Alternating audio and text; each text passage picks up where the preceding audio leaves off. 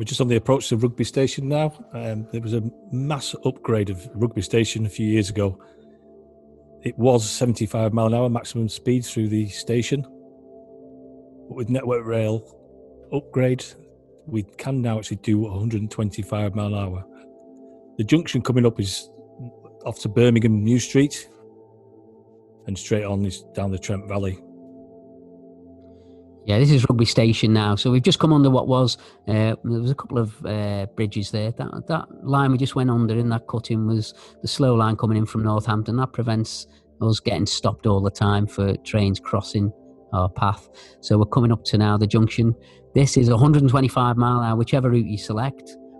So going off to the left will be to Birmingham, Wolverhampton, Coventry, and we're going to carry on straight underneath what is the other flyover at the opposite end, the north end of the station.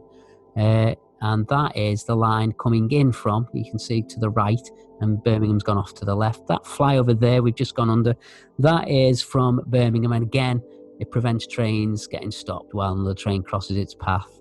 So both of those junctions or those flyovers built each end of the station to stop the slowing of trains while other trains passed, allows us to carry on through there at full tilt again at both ends of the station at 125 mile an hour. Big difference. I can remember the first day I went through it, 125 mile seemed amazing to me because I was so used to doing 75 mile an hour top speed there. So that was pretty amazing when I think most drivers would say when they first went through Rugby at line speed when it was fully upgraded. It was quite a thing to behold, really.